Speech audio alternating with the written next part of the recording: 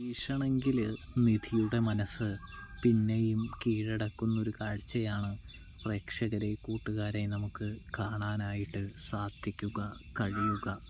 അതായത് സുധീഷ് നമ്മുടെ സുഭാഷേട്ടൻ്റെ വാക്കുകളെ ധിക്കരിക്കുന്നുണ്ട്. സുഭാഷേട്ടനാണെങ്കിൽ സുധീഷിനോട് പറയുന്നുണ്ട്, ആരെങ്കിലും ഇനി നിധി പോകുമ്പോൾ നിധിക്ക് ബോഡി ഗാർഡായിട്ട് പോകണമെന്ന് പറയുമ്പോൾ, എൻ്റെ സുഭാഷേട്ടാ, അതിൻ്റെ ഒന്നും ആവശ്യമില്ലെന്നേ. നിധിക്ക് എന്തും നേരിടാനുള്ള കരുത്തും കാര്യങ്ങളും ഒക്കെയുണ്ട്. അതുകൊണ്ട് തന്നെ നിധി അതൊക്കെ സുഖമായി നേരിട്ട് കൊള്ളും. നമ്മളിനി പോയി പ്രൊട്ടക്ഷനും കാര്യങ്ങളൊക്കെ കൊടുത്ത് വെറുതെ എന്തിനാ ആൾക്കാരെ കൊണ്ട് ഓരോന്ന് പറയിപ്പിക്കുന്നത് എന്ന് ചോദിക്കുന്നത് കാണാനായിട്ട് കഴിയും.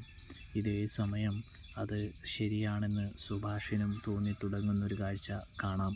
അമ്മാതിരിയാണ് നമ്മുടെ സുധീഷ് പറയുന്നത് കേട്ടോ. നിധിയുടെ ഒറ്റയ്ക്ക് പോകണമെന്നുള്ള ആഗ്രഹം, അവളുടെ ആഗ്രഹങ്ങളിന്മേൽ നമ്മളപ്പോൾ കയ്യേറ്റം ചെയ്യുകയല്ലേ, ഇൻഡിപെൻഡൻ്റായി ജീവിക്കുക എന്നതല്ലേ അവളുടെ ആഗ്രഹം.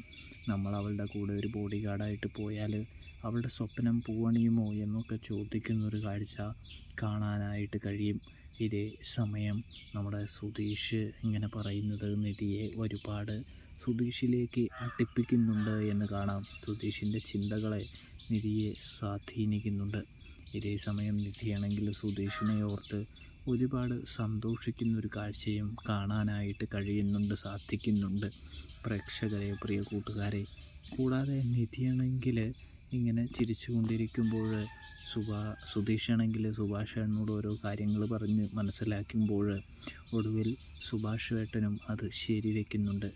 അങ്ങനെ നിധിയുടെ മനസ്സിൽ സുധീഷ് പിന്നെയും ഇടം നേടുന്നൊരു കാഴ്ച കാണാൻ കഴിയും.